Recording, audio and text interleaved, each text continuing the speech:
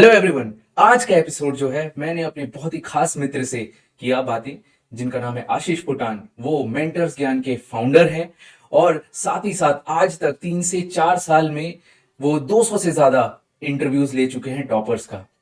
तो उन्होंने टॉपर्स के बारे में बहुत अच्छे से जाना है, उन कैसे टॉपर्स का माइंडसेट रहता है, किस तरीके से वो पढ़ाई करते हैं, किस तरीके से टेस्ट सीरीज दिलाते हैं और क्या गलतियां करते हैं, कैसे रहते हैं। वो पूरा चीज उनको बहुत अच्छे से एक्सपीरियंस है। वो पूरा एक्सपीरियंस इस एपिसोड में वो शेयर करेंगे, अपना पूरा knowledge. And at the same time उनको 4 to 5 years का एक्सपीरियंस है टीचिंग का। उन्होंने मेंटरशिप भी दिया है बहुत सारे स्टूडेंट्स का।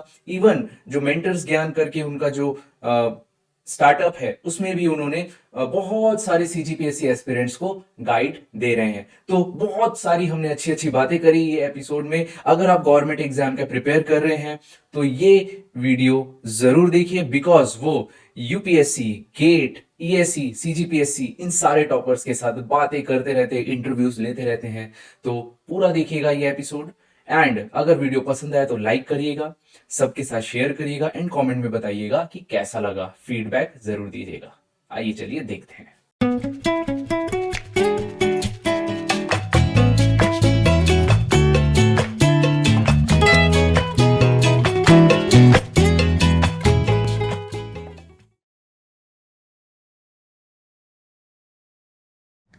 हेलो ब्रदर, कैसे हो?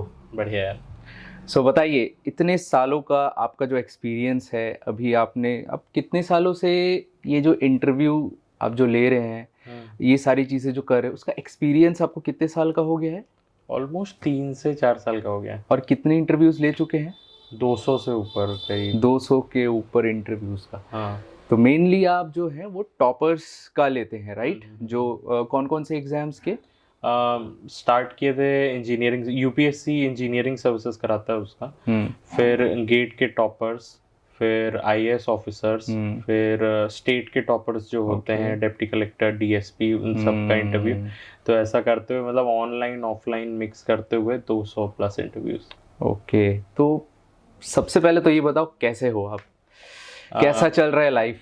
बढ़िया है। एंड लाइफ में अप डाउन चलता रहता है। वो तो part and parcel of life है, आप उसको कुछ नहीं कर सकते।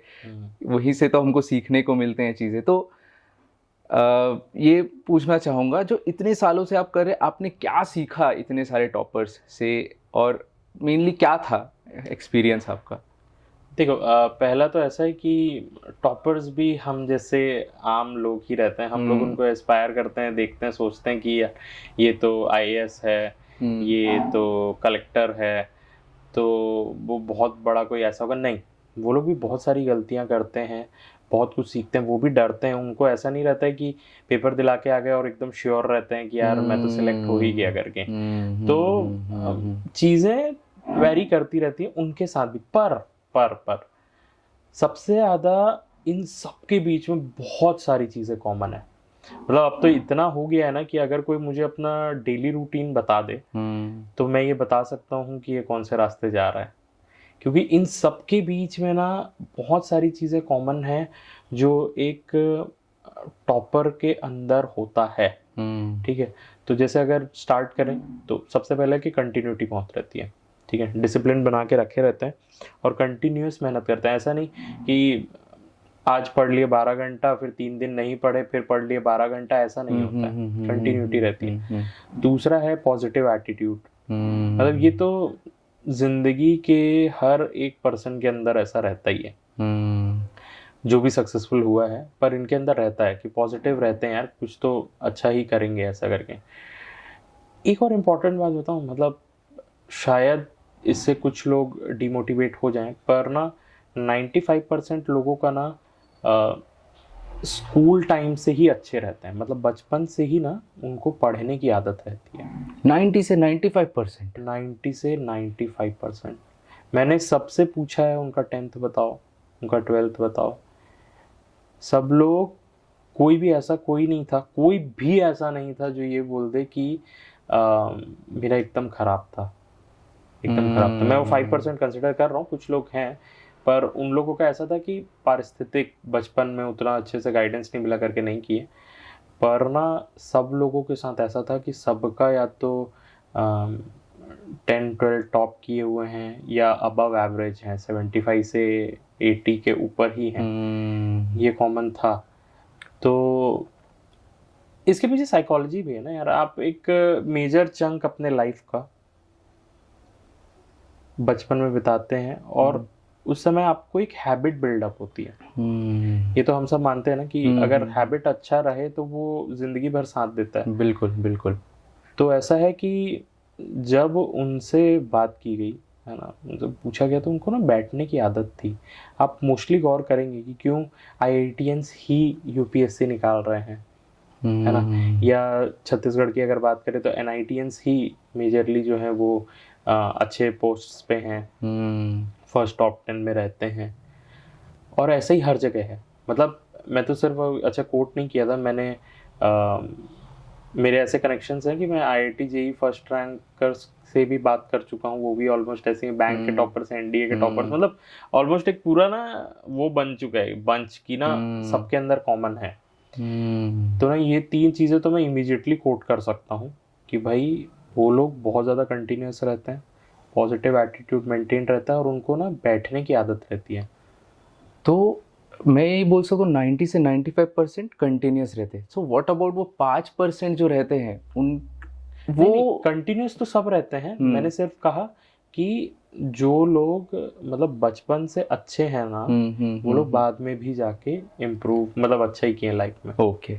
तो कुछ स्टूडेंट्स होते हैं जो 12th के बाद अच्छे होते हैं, कुछ कॉलेज के बाद अच्छे होते हैं, कंटिन्यूस लाते हैं, कुछ मोटिवेशन आ जाता है। तो उनके लिए जब आप उनसे भी बातें किए होंगे, इंटरव्यूज लिए होंगे, तो उनका कैसा एक सोचने का तरीका रहता है या फिर उनका कैसा माइंडसेट रहता है?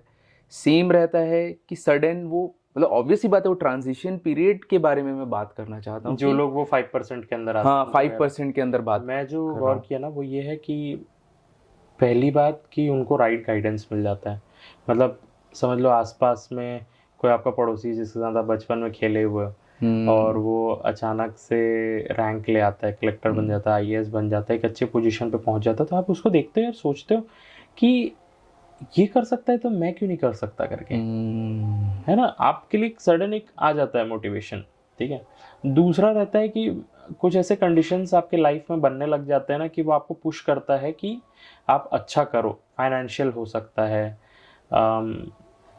मेंटल हो सकता है ना। मतलब ऐसा कोई ट्रॉमा लगा हो आपको कि यार अब तो करना पड़ेगा। लाइफ में आपको एक हो जाता है कि कोई कई बार मतलब कोई बेइज्जती कर दिया, है ना, आपका ईगो हर्ट हो गया, आप उसमें चेंज हो जाते हो, तो ना कोई एक सडन कई बार चीज़ें होती हैं। वैसे ये नेचर में भी है कि कई चीज़ें ऐसे वर्क करने लग जाती हैं, कोई सडन इम्पैक्ट पड़ता है या कोई सडन चेंज आता है आपके अंदर कोई भी एक एक्सटर्नल सोर्स की वजह से, तो आप कर लेते हैं। पर इसकी प्रोबेबिलिटी बहुत कम होती है क्योंकि मोटिवेशन ज़्यादा देर नहीं टिकता। आपकी हैबिट्स बहुत टिकते हैं। इंटरनल मोटिवेशन भी नहीं टिकता।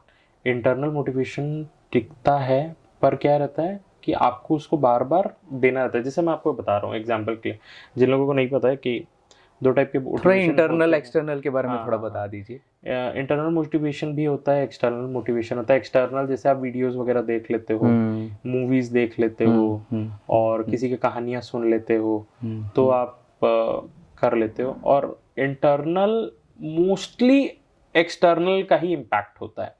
आप बाहर से कुछ सुनते हो, फिर आपके अंदर जनरेट होता है, फिर आप उसको नर्चर करते रहते हो, वो आपको हेल्प करता है, ठीक है। पर अगर उस फेज में देखो, मैं ये थोड़ा साइकोलॉजी के साथ बात करूंगा कि हम लोग जो है ना, इंसान जो होते हैं बहुत ज़्यादा फीलिंग्स पे डिपेंडेंट रहते हैं, है ना। आप किस समय क्या फील कर रहे हो, और फीलिंग्स ऐसा है कि साइनोसॉइडल कर्व है।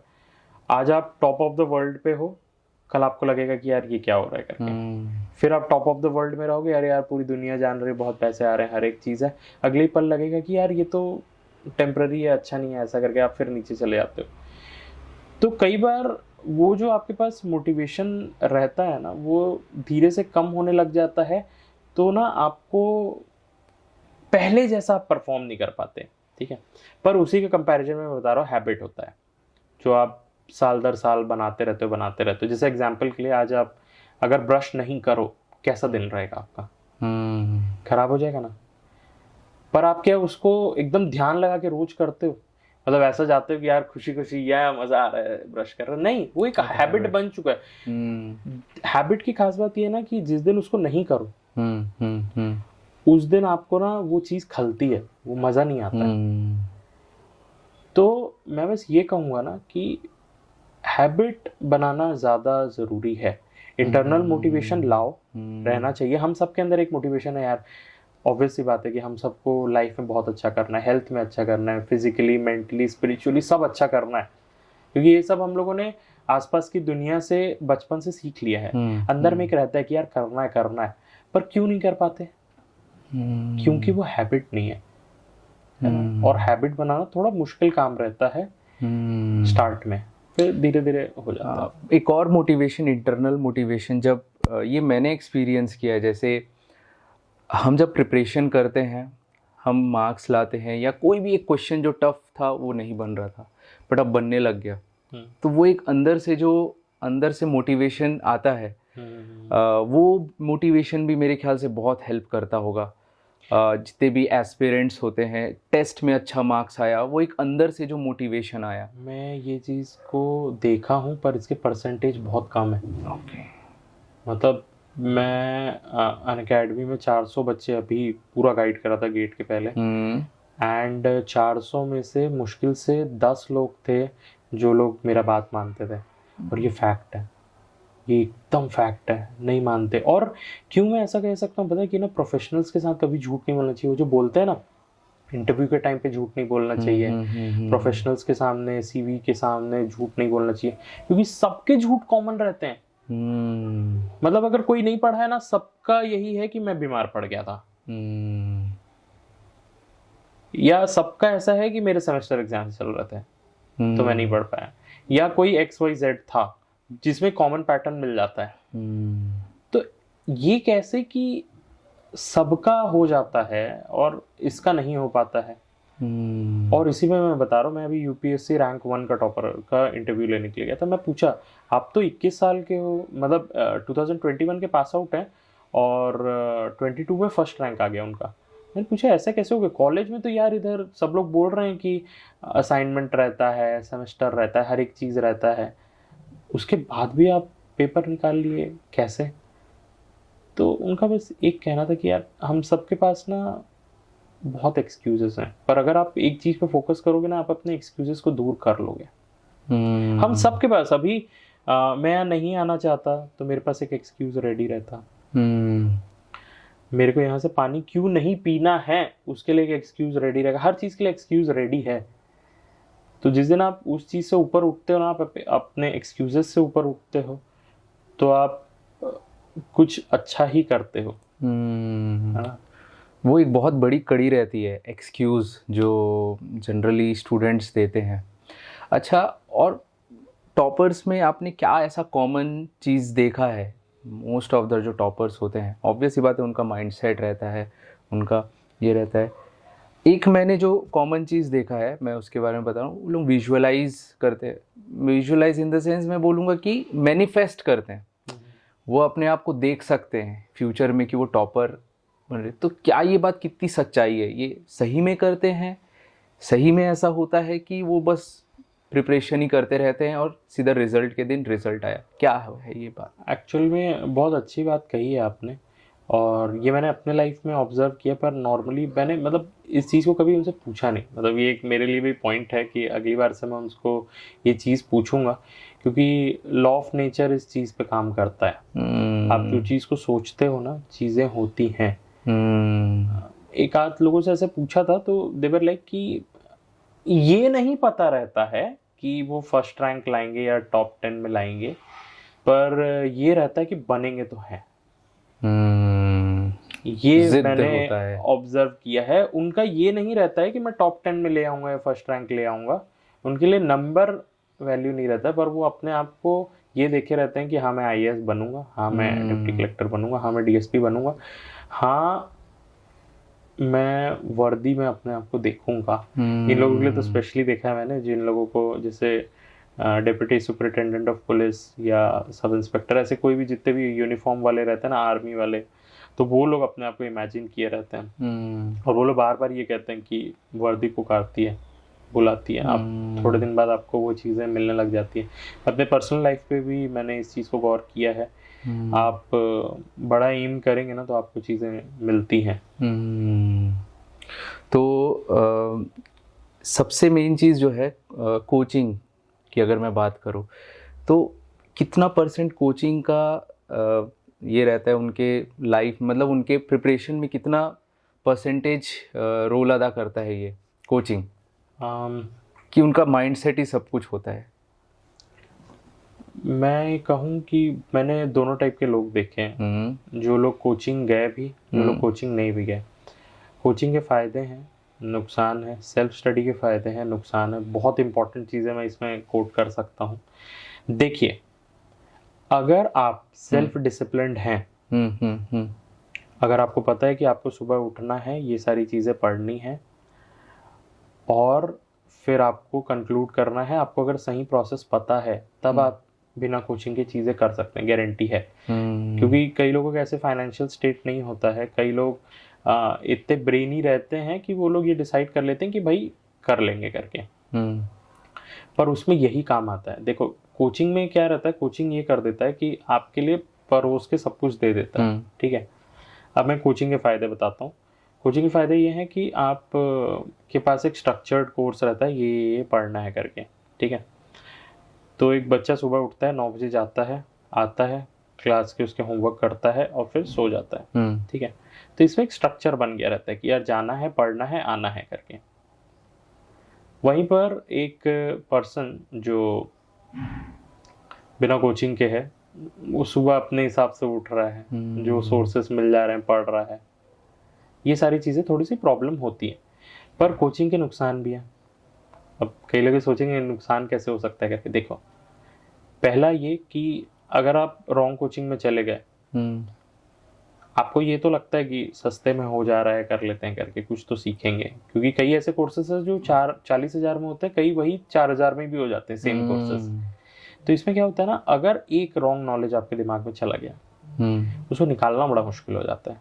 क्योंकि आप फिर अपनी उससे लड़ने लग जाते हैं ना, प्रेजुडिस से, कि यार ये तो ऐसा होता था, ये ऐसा कैसे हो गया करके। ये एक इशू आता है। दूसरा है कि ना, जब आपको पहले से ये बोल दिया जाता है ना कि बस इतना ही पढ़ लेना, तो आप ना बाहर की चीज़ों को देखते नहीं हो, सोचते भी नहीं हो। ये मैंने ऑब्जर्व किया। जो लोग खुद से प्रिपेयर किए रहते हैं उनको अपार्ट फ्रॉम द सिलेबस भी बहुत सारी चीज़ें पता रहती हैं, क्योंकि वो एक्सप्लोर करते हैं। ये नहीं कि जितना दे दिया सिर्फ उतना ही पढ़ लिए। नहीं मिला रहता है तो 1-2 बुक ढूंढे, 2-4 वीडियोस ढूंढे, 4-5 लोगों से बात किए, तो उनका ज़्यादा बेटर रहता है। तो यहाँ पे थोड़ा आपका कन्फाइन हो जाता है आपका दिमाग, ये फ़ायदा है। तो मैं ये कहूँगा फाइनली कि ऐसे लोग अगर जो डिसिप्लिन्ड है, अपने आप को मानते हैं कि राइट टाइम पे उठ जाते हैं, अपना सब कुछ काम कर लेते हैं, पढ़ाई करते हैं, तो उनके लिए अच्छा है। और मतलब सेल्फ स्टडी कर सकते हैं, और नहीं है तो आप डायरेक्ट गाइडेंस लेके कर सकते हैं, क्योंकि आपको चीज़ें ज़्यादा एक्सप्लोर नहीं करनी पड़ेंगी, उससे हो जाता है। पर आजकल एक नया है कि अगर आपको राइट गाइडेंस मिल जाता है ना, कोई ये बता देता है कि सिर्फ इस बुक से, इस चीज़ से पढ़ ले, क्योंकि इंटरनेट पे सब अवेलेबल है, हर एक लेक्चर अवेलेबल है, हर एक चीज़ अवेलेबल है।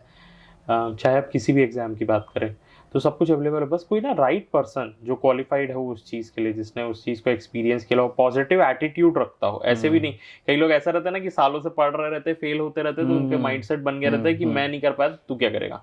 ऐसा नहीं, पॉजिटिव अप्रोच के साथ कुछ अगर कोई गाइड करता है ना, तो रिजल्ट आते हैं। हाँ, तो ऐसे ही है। इसी सोच से हम लोगों ने भी, मैंने अपना स्टार्टअप चालू किया, मेंटर्स ज्ञान। तो उसमें हम लोग पीएससी एस्पिरेंट्स को गाइडेंस देते हैं कि ये पढ़ लो यार, ये आपका बेस सेट करेगा।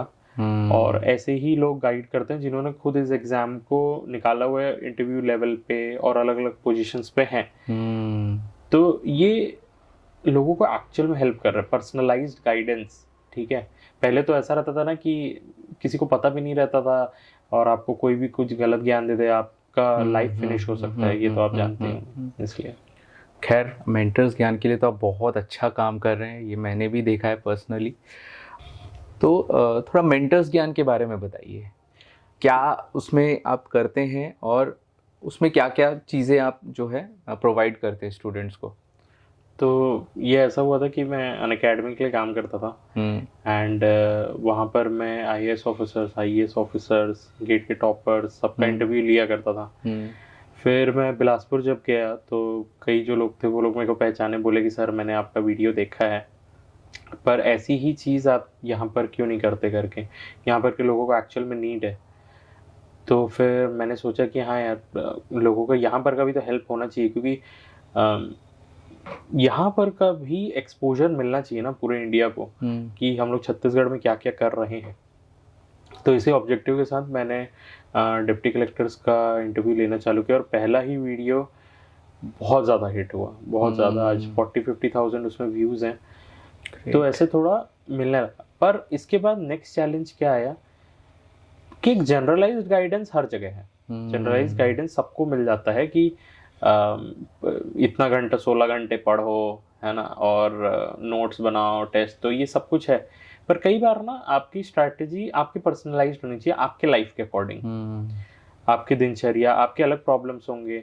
कई लोग ऐसे थे, हाउस वाइफ थे, उनको घर का भी काम करना रहता था, प्रिपरेशन करनी रहती थी। कई लोग कॉलेज जाते हैं, कई लोग ऑफिस जाते हैं उसके साथ। तो हम लोगों ने ये सोचा कि इस गैप को कम किया जाए। तो इसी सोच के साथ ये रखा गया कि भाई अगर आपको चाहिए, हम आपके प्रॉब्लम के अकॉर्डिंग आपके लिए टाइम टेबल बना के देंगे और आपको बताएंगे कि कहाँ से क्या पढ़ना है। तो मेंटरशिप का प्लान चालू किया गया और वो एक्चुअल में बहुत सक्सेसफुल हुआ। ऑलमोस्ट 1000 स्टूडेंट्स ने एनरोल किया। हम लोगों के अदर प्लान्स भी हैं, उसमें भी एनरोल किया। तो एक्चुअल में बहुत लोगों को हेल्प मिलता है। एंड ये नहीं है, बात ये है कि उसके बाद उन लोगों के जो फीडबैक रहे हैं ना, कि thank you so much sir इस चीज़ को करने के लिए, हम लोगों के प्रॉब्लम को समझने के लिए, उस चीज़ को देख के बहुत ज़्यादा खुशी होती है।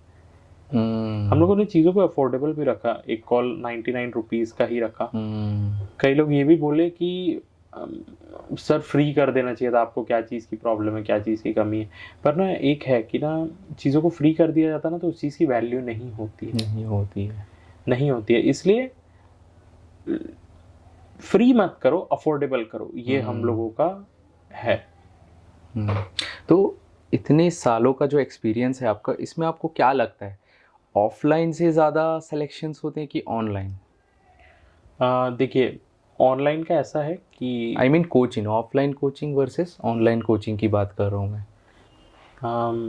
ऑनलाइन का ऐसा है कि रिसेंट अभी शुरू हुआ 2-3 साल पहले, कोविड के जस्ट पहले ज़्यादा, मतलब लाइव वाली चीज़ें ज़्यादा एक्टिव हुई। और उसका जो था कि जियो का भी हेल्प बहुत ज़्यादा आया इसमें, कि अफोर्डेबल जब नेट होने लगा तो लोग और इसके तरफ अट्रैक्ट हुए।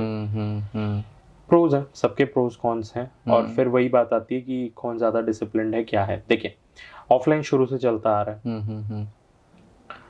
हमेशा से अच्छे अच्छे जगहों पे हर एक चीज़ की कोचिंग मिलती रही। उसका एक अलग इम्पैक्ट इसलिए पड़ता है क्योंकि आप डिसिप्लिन वे में वहाँ पर जाते हो, टीचर का एक फिजिकल आपके साथ कनेक्शन रहता है ना।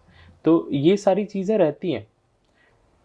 बट कई बार ऐसा होता है ना कि कोई अगर जॉब कर रहा है, कोई हाउस वाइफ है, कोई कॉलेज जाता है, तो उसके लिए इतना पॉसिबल नहीं हो पाता है कि उसी बेस्ट कोचिंग इंस्टीट्यूट में आप जा सको, जो कि शायद यहाँ से बहुत दूर होगा आपके लिए। तब ऑनलाइन पिक्चर आता है कि आपको वही टीचर्स ऑनलाइन पढ़ा सकते हैं, बस वो फिजिकल इम्पैक्ट नहीं रहता। कई चीज़ें ना जो फिजिकल, जैसे अभी हम लोग बैठे हुए हैं, इसी चीज़ को हम लोग जूम पे कर सकते थे, पर वैसा इम्पैक्ट नहीं आता। अभी जो हम लोग साथ में बैठे हुए हैं, ये जो वॉइस आ रहा है, वाइब्रेशंस आ रहे हैं, इस चीज़ की फीलिंग ही अलग होती है। ये जो एक्सप्रेशंस में पूरा 3D आपको देख पा रहा हूँ, समझ पा रहा हूँ इस चीज़ की। तो यही चीज़ ऑनलाइन और ऑफलाइन में भी आता है। अब ऑफलाइन का ये फ़ायदा है कि आप डिसिप्लिन वे में वहाँ पर जाते हो और एक अच्छा इम्पैक्ट आपके लाइफ में बनता है। आप बाकी लोगों से भी मिलते हो, जो आपका कंपटीशन है उसके आसपास रहते हो, उनका माइंडसेट को समझते हो। पर कौन सी है कि बहुत दूर जाना पड़ेगा, और फिर ना कोचिंग का कॉस्ट अलग, वहाँ के रहने का भी कॉस्ट बहुत ज़्यादा हो जाता है। रहना, खाना, तबीयत खराब होना, ये सारे रहता है। एट योर कंफर्ट आप नहीं कर सकते। ऑनलाइन के फायदे ये हैं कि अच्छे टीचर्स आपको कम प्राइस पे मिल जाते हैं और आपको बहुत सारे फायदे रहते हैं, मटेरियल वगैरह हर एक चीज़ मिल जाता है, पर वो फिजिकल कनेक्शन वाला नहीं मिल कनेक्शन पाता नहीं है। मिल पाता है। तो कई ऐसे स्टूडेंट्स हैं जो अगर डिसिप्लिन नहीं है तो वो ऑफलाइन ज्वाइन कर सकते हैं, पर अगर डिसिप्लिन है तो ऑनलाइन किया जा सकता है, क्योंकि ऐसे लोगों को मैं बहुत लोगों को जानता हूँ जो ऑनलाइन से ही सिलेक्ट हो रहे हैं। तो फायदे भी है, नुकसान भी है। मैं हर चीज़ का एक ही क्रक्स निकालता हूँ कि हर चीज़ के फायदे नुकसान होते हैं।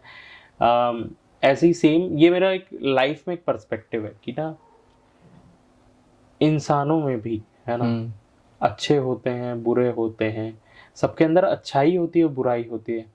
तो ना, किसी से भी मिलो, बात करो तो उनकी अच्छाइयों को लो और बुराइयों को साइड करके रखे रहो। हमारे कई रिलेशंस में भी ऐसी लड़ाई झगड़े होते रहती हैं, कुछ ना कुछ अच्छा बुरा होता रहता है। अच्छे को लो, बुरे को साइड करो। अच्छा, यहाँ पे मैं एक बात पूछना चाहूँगा, आप ही के बात से है डिसिप्लिन। टॉपर्स डिसिप्लिन होते हैं तभी वो सेलेक्ट होते हैं, तो डिसिप्लिन का मतलब थोड़ा सा बताइए, टॉपर्स के पर्सपेक्टिव से वो किस तरीके से डिसिप्लिन रहते हैं। डिसिप्लिन पहले तो होता क्या है? डिसिप्लिन का ये मतलब होता है कि एक ही चीज को बार बार करते रहना in the right direction, irrespective of what ever external things happen with you, इसे कहते हैं डिसिप्लिन। किसी दिन ऐसा हुआ कि आप रात भर जग गए, अगले दिन आपको पढ़ना था सुबह 7 बजे, जो नहीं कर पाया वो इनडिसिप्लिन है, जो कर लिया वो डिसिप्लिन है। आपको हेल्दी फूड खाना है पर आप उस दिन नहीं खा पाए किसी भी रीजन के वजह से, तो इनडिसिप्लिन है। तो इररेस्पेक्टिव आपके लाइफ में कुछ भी चल रहा हो, अगर आप उस चीज को कमिट करके रखते हैं, जो आपको करना ही है, जो आपको पता है करना है और जो राइट है, that is known as discipline. Okay. तो ये मैंने ऑब्जर्व किया कि करना है तो करना है। वेरियस फॉर्म में कर सकते हैं, अलग अलग टाइप से कर सकते हैं। मतलब समझ लो कोई बैठ के पढ़ता है ना, तो आप घूम के पढ़ो, आप लेट के पढ़ो पढ़ो लेकिन पढ़ो, पर पढ़ो। चाहे छत में घूम के पढ़ो, चाहे किसी से फोन से बात करके पढ़ो, चाहे ऑनलाइन पढ़ो, पर पढ़ना है। ये डिसिप्लिन हमेशा आपके मेंटेन रहनी चाहिए। पर इसके साथ बात ये आती है कि ना, डिसिप्लिन क्रिएट होता है मेंटालिटी से। अगर आप इस चीज़ को मान लेते हो कि यार मेरे को इस चीज़ को डिसिप्लिन्ड वे में करना है, तो उसके लिए पहले आपको माइंडसेट रखना पड़ता है कि प्रॉब्लम्स आएंगी, मेरे को उसके लिए प्लान भी बना के रखना है और उस समय मैं कैसे एक्ट करूँगा। शायद आप 100% करते होंगे हर रोज, पर वो भी जो एक दिन का गैप आता है उसमें अगर आप थोड़ा कम किए तो भी चलेगा, पर करते रहना है। आप रोबोट तो नहीं है कि हर दिन 100 रहेगा, पर करते रहना है, ये ज़्यादा मैटर करता है। भले एफिशिएंसी ना रहे बट हमको कंसिस्टेंसी मेंटेन करके रखना करना पड़ेगा। बहुत अच्छी बात कही आपने। तो टेस्ट सीरीज का कितना बड़ा रोल रहता है एक स्टूडेंट के टॉपर बनने के जर्नी में? टेस्ट सीरीज भगवान है, भगवान मान लो उसको, भगवान है, वही चीज़ है। मैं यूपीएससी फर्स्ट रैंकर्स का मैंने बहुत इंटरव्यूज लिए हुए हैं, गेट के फर्स्ट रैंकर्स का भी इंटरव्यू लिया हुआ है। मोस्टली टॉप 10 रैंकर्स ही रहते हैं। आईएएस ऑफिसर, जो मतलब इंडिया का टफेस्ट एग्जाम जिसको माना जाता है, उनके इंटरव्यूज है। डिप्टी कलेक्टर जो छत्तीसगढ़ का सबसे टॉप का एग्जाम है, उनके इंटरव्यू लिए, और सब लोग माथा टेकते हैं सिर्फ टेस्ट सीरीज के ऊपर। ये सिर्फ यही है जो आपको बना सकता है। क्योंकि देखो, अगर उसे पीछे की चीज कराया जाए कि टेस्ट सीरीज करता क्या है, टेस्ट सीरीज आपके लिए आपकी गलतियां फाइंड आउट करता है। आपकी गलतियां जहां फाइंड आउट होती हैं, आप उसको ठीक करते हो, तो आप एक बेटर इंसान, एक बेटर पर्सन बनते जाते हो उस फील्ड में। अब लोगों को टेस्ट सीरीज से डर क्यों लगता है? बचपन से ही ना हमारे एजुकेशन सिस्टम में कुछ इस तरीके से बना के रखा गया है कि आप तैयारी करते हो, एग्जाम दिलाते हो, पर आपको उसको करेक्ट करने का टाइम नहीं मिलता है। आप सीधा अगले उस पर प्रमोट हो जाते हो, है ना। आपको करेक्ट करने का टाइम नहीं मिलता है। तो आप हमेशा से क्या मानते हो, या तो आप अच्छा कर रहे हो या तो बुरा कर रहे हो। इम्प्रूव वाली चीज़ें नहीं आती हैं। वही चीज़ जब हम लोग कॉलेज लाइफ से बाहर आते हैं, कॉम्पिटिटिव एग्जामिनेशन को देखते हैं, वहाँ सिर्फ लाइफ इम्प्रूवमेंट की है। आपको इम्प्रूव करना पड़ेगा। आप जो कल थे, आप जो कल गलतियां कर रहे थे, उससे इम्प्रूव करना पड़ेगा। और ये अगर नहीं करते हैं तो लोगों को बस फिर डर लगने लगता है। सबको पता है टेस्ट सीरीज दिलाना है, दिलाते हैं एक आध बार, सब खरीद के तो दिलाते हैं, है ना। दिलाने के बाद अच्छे मार्क्स जब नहीं आते ना तो छोड़ देते हैं, क्योंकि वो आदत नहीं बनी है इम्प्रूव करने की। एग्जैक्टली। वो सोचते हैं कि 5 बार और रिवाइज कर लेंगे पर टेस्ट नहीं दिलाएंगे। पर वही चीज़ मैं देखा हूँ कि 100 टेस्ट दिलाना, 200 टेस्ट दिलाना, 300 400 टेस्ट दिलाते हैं ना जब पेपर का, ना ऐसा कॉन्फिडेंस रहता है ना कि कोई भी पेपर निकल जाएगा। फेलियर टू फेलियर मूव करते हुए लास्ट में फाइनल टॉपर बनते हैं। सही बात है, क्योंकि हम जब तक टेस्ट दे के अनकम्फर्ट फील नहीं होंगे, सेम वही अनकम्फर्टनेस हमको एग्ज़ाम में लगेगा। अगर वो अनकम्फर्टनेस अगर हम पहले ही फील कर लेते हैं, धीरे धीरे धीरे धीरे फिर हम चीज़ें इम्प्रूव होगी और फिर हम एग्ज़ाम में हो सकता है हम बहुत ज़्यादा कंफर्ट फील करें क्वेश्चंस देख के, जो कि बहुत बड़ा एक टॉपर का एक निशानी रहता है मेरे ख्याल से। अच्छा, सक्सेस स्टोरी तो बहुत सुना है, कोई ऐसे टॉपर्स का स्टोरी सुनाइए जो बहुत बार फेल हुआ, मतलब अब ऐसा लग रहा था कि होगा ही नहीं, लेकिन फिर उसने करके दिखाया। होते हैं, ऐसे भी होते हैं। मतलब ऐसा नहीं कि फर्स्ट अटेम्प्ट दिया हो गया, ये स्टोरी नहीं सुनना है, कुछ एक स्ट्रगल स्टोरी सुनाइए जो ऐसे टॉपर का, प्लीज। हैं ऐसे 4-5 लोग हैं जिनसे मतलब मैं एक्चुअल में बात करके बहुत ज़्यादा इंस्पायर हुआ और ये सोचा यार कि ये कहानी तो जानी चाहिए। और लिटरली मतलब उनका इंटरव्यू लेते हुए ना एक गूज बम्स आने लगते थे कि यार ये कैसे कर सकता है करके पर्सन। तो एक चीज़ सब में कॉमन थी कि वो लोग ना अपनी गलतियों को ठीक नहीं कर रहे थे, और फाइनल अटेम्प्ट में जब गलतियां ठीक हुई तो उनका रिजल्ट आ गया। एक बता रहा हूँ, एक कमिश्नर है, असिस्टेंट कमिश्नर, उनका इंटरव्यू ले रहा था। वो बचपन से मतलब गरीब परिवेश के थे, उनको बचपन से ही जॉब करना, जो ग्रोसरी स्टोर होता है ना आटा दाल चावल, वहाँ पर वो काम किया करते थे। 1500 रुपये उनको महीने का मिलता था। फिर वो देखे कि यार इससे ज़्यादा कमाई तो टेलरिंग में है, तो वो टेलरिंग सीखे और फिर वो 20 साल तक टेलर थे। फाइनली फिर असिस्टेंट कमिश्नर बने। 20 साल तक? 20 साल तक। तो उन्होंने कब स्टार्ट किया था ये ऑलमोस्ट वो थे कि बहुत छोटे से वो उम्र में, तो कितने साल में बने? 30-35 के एज में बने होंगे। ऑलमोस्ट उतने पे बने हुए थे और साथ में पढ़ाई भी करी उन्होंने। पढ़ाई कर रहे थे वो, पढ़ाई कर। तो ऐसा क्यों आया उनके ऊपर? क्योंकि फैमिली कंडीशंस ऐसी हो गई थी उनकी, थोड़ा उनके कंडीशंस बहुत खराब थे, है ना। फादर उनके रिक्शा चलाते थे, जो होता है ना रिक्शा, वो चलाया करते थे वो। तो कंडीशन बहुत पुअर होने की वजह से आप बचपन से ही जिम्मेदारियां लेने लगते हो, तो इस चीज़ को वो रेगुलर करते रहे।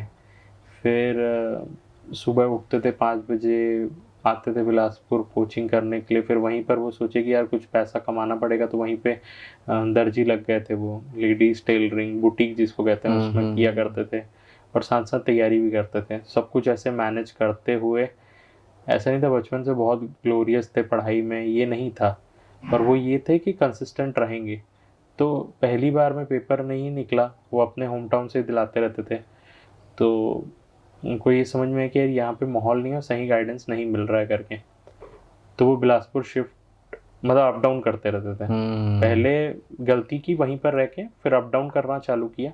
अप डाउन में प्रॉब्लम ये है कि ज़्यादा टाइम सेव नहीं हो पाता है, ठीक है। पहली गलती है कि आप उस माहौल में नहीं थे, राइट गाइडेंस में नहीं थे। एक अटेम्प्ट उनका गया, दूसरा अटेम्प्ट में आने जाने में ही बहुत ज़्यादा टाइम लग गया, कोचिंग करते रहते थे तो आने जाने में टाइम लग गया। तीसरे में फिर वो वहीं पर सेटल हो गए बिलासपुर में ही, फिर तैयारी करने लगे हर चीज़। फिर उसके बाद कंडीशन सेम रहा, अच्छा रहा, और फिर फाइनली उनका पेपर निकला। तो फेलियर टू फेलियर मूव करते हुए वो ऐसे करते रहे। और भी ऐसे एग्जाम्पल हैं जो मतलब एक बार नहीं निकला, 2 बार नहीं निकला। अभी किसी का रिसेंट में इंटरव्यू ले रहा था, वो एग्जीक्यूटिव मजिस्ट्रेट है, तो उन्होंने एक बात कही कि यार मैं मान लिया था कि मेरा नहीं होगा सिलेक्शन, ऐसा भी कर लेते थे कई लोग, तो कि ना एक बार इंटरव्यू दे, मतलब 4 बार इंटरव्यू दिलाए हैं, इंटरव्यू में फेल होते जा रहे थे एंड फिर फाइनली उनका निकला, तो उनका एक्सपेक्टेशन नहीं था और उनका आ गया। कई बार ऐसा भी होता है कि आप ना इतना मेहनत कर लिए रहते हो ना कि आपको रिजल्ट मिलना ही रहता है। ये भी एक चीज है, आप कर रहे हो, आप इम्प्रूव कर रहे हो, आपको फिर ना एक बात के बाद एक्सपेक्ट नहीं रहता है और आपको वो चीज़ मिल जाती है। ऐसा भी देखा है। तो बहुत मिक्स हैं लोग, बहुत सारे, मतलब सब लोगों ने अपनी परिस्थिति को ये नहीं बनाया, उसको क्या बोलना ढाल चाहिए, नहीं बनाया है। हाँ, उसको हथियार बना के पूरा प्रूफ करते रहे। खैर, यही तो कंटिन्यूअस होना चाहिए हर किसी के, मतलब चाहे आप कोई भी फील्ड में जाओ, एक बार जॉब लग गया उसके बाद भी आपके लाइफ में स्ट्रगल रहता ही है। तो प्रिपरेशन जो है, आप भी प्रिपरेशन करे हो अपने वक्त में, मैं भी किया हूँ। आपको क्या लगता है, हमको प्रिपरेशन क्या क्या सिखाता है? कोई भी एग्ज़ाम का अगर हम प्रिपरेशन करते हैं, है ना, तो क्या सिखाता है एक स्टूडेंट को? उसको लाइफ से आप अगर रिलेट कर सकते हैं तो प्लीज़। बहुत कुछ सिखाता है, मतलब लाइफ और एग्ज़ाम कई हद तक रिलेटेड है। पहला है कि आप अपने लाइफ में अगर किसी चीज़ को ठीक करना चाहते हैं, जैसे समझ लीजिए हेल्थ है, तो आपको उसमें कंटिन्यूस रहना पड़ेगा, कंटिन्यूस हेल्दी फूड खाना पड़ेगा, कंटिन्यूस एक्सरसाइज करना पड़ेगा, तो आपके लाइफ में कंटिन्यूटी हेल्प करता है। दूसरा है कि डिसिप्लिन बना के रखता है। आप यहाँ पे डिसिप्लिन वे में लगातार पढ़ते रहते हो, वहाँ पर भी प्रॉब्लम आती है, वो बहुत सारा डिस्टर्बेंस होगा, लाइफ में प्रॉब्लम होगी। और आप जब अपने यहाँ पर भी कुछ करते हो, किसी चीज़ को ठान लेते हो कि यार ये तो करना ही है करके, तो भी आपको लाइफ में प्रॉब्लम्स आती रहती हैं, जिसको आप रेगुलरली फिर करते हो, अच्छा करते हो। फिर थर्ड है कि आप टेस्ट दिलाते हो। टेस्ट लाइफ में भी सेम रहता है कि आप कई चीज़ों को ट्राई करते हो, फिर उसको ठीक करते हो, फिर इम्प्रूव करते हो। सेम चीज़ टेस्ट सीरीज भी सिखाता है। आप अलग अलग चीज़ें नॉलेज एक्वायर करते हो, लाइफ में भी आप नॉलेज एक्वायर करते रहते हो, मतलब आप नए लोगों से मिलते हो, बात करते हो, एक्सपीरियंस शेयर करते हो, कई बार अच्छा होता है, कई बार धोखा मिलता है, तो आप उससे एक्सपीरियंस्ड होते हो। सेम चीज़ आपके पढ़ाई में भी है। तो यार अगर आपने ना लाइफ में किसी भी चीज़ के लिए सीरियसली तैयारी की है, चाहे आप उसमें सक्सेसफुल हो ना ही हो, वो नहीं कहूँगा मैं, पर वो आपको ना लाइफ में बहुत कुछ सिखा के जाएगा, ये श्योर है। एक जो क्वालिटी होती है एस्पिरेंट्स की, एंड्योरेंस, जो एक लगे रहने की जो क्षमता होती है, वो एक स्टूडेंट में बढ़ जाता है, जो जेन्युइनली प्रिपेयर किया रहता है कि कुछ भी हो जाए मैं ये सिचुएशन से तो निकल ही जाऊंगा। एक उसके अंदर एटीट्यूड आ जाता है। और मैंने ये देखा है, मतलब जो बंदा ना मेहनत से तैयारी किया है, जो किया है एक्चुअल में तैयारी, जो तैयारी किया, ये मैं बार बार कहूंगा, ऐसे लोग नहीं जो मतलब आए घूमे फिरे और उसको तैयारी कहते थे, नहीं, जो अपने रूम में घुस के अच्छे से मेहनत किया है, भले वो फेल हो जाए पर लाइफ में कुछ ना कुछ अच्छा कर लेता है। वही तो एंड्योरेंस। चाहे आपका मोटिवेशन हाई हो चाहे लो हो, बट आपका काम होते रहना चाहिए, वहीं पे आपका डिसिप्लिन भी आता है फिर। तो ये एक बहुत अच्छी बात कही आपने। खैर, ऐसे तो बहुत सारे सवाल हैं, फिलहाल अभी के लिए बताइए कैसा लगा आपको ये बातें करके? बहुत अच्छा लगा। एक्चुअल में हम लोग तो दोस्त ही हैं, पर ऐसे इंटरेक्शन हम लोग नहीं करते। हाँ, और जब कैमरा के सामने आप रहते हैं एक डिसिप्लिन वे में, मतलब सब कुछ सेटअप रहता है, तो एक अलग टाइप के कन्वर्सेशन और एक अलग वाइब्स भी आती है कि यार ये सब हम लोग तो घूमते हुए कभी बात नहीं किए। हाँ, तो थैंक यू सो मच बुलाने के लिए। एंड पहली बार ऐसी सारी चीज़ें मैं बता रहा हूँ, सुना तो मैंने बहुत है, पर बताना एक ना बहुत हेल्पफुल वीडियो ये रहने वाला है। एंड आपको इस जर्नी के लिए बहुत सारा all the best. Thank you so अच्छा मच। करें, मुझे अच्छा लग रहा है कि ऐसा कुछ आप कर रहे हैं, और एक्चुअल में आपको भी बहुत कुछ सीखने के लिए मिलेगा और बाकी लोगों को भी बहुत हेल्प होता है। बिल्कुल बिल्कुल। और ऑब्वियस सी बात है, मैं ये चाहूँगा कि आप बिल्कुल वापस रिटर्न आए और भी बहुत सारे टॉपिक्स पे हम बात करें, क्योंकि हम लोग आज जब भी हम टाइम स्पेंड करते हैं हम कितना सारा चीज़ डिस्कस कर लेते हैं, बस कैमरा नहीं होता है। कैमरा नहीं होता है। रात रात भर जग के रात रात भर झक के इतनी सारी डिस्कशंस होती हैं, वो मेरे ख्याल से हमारे व्यूअर्स, हमारे लिसनर्स को बहुत ज़्यादा इफेक्ट करेगा। बिल्कुल, बिल्कुल। Thank you so much.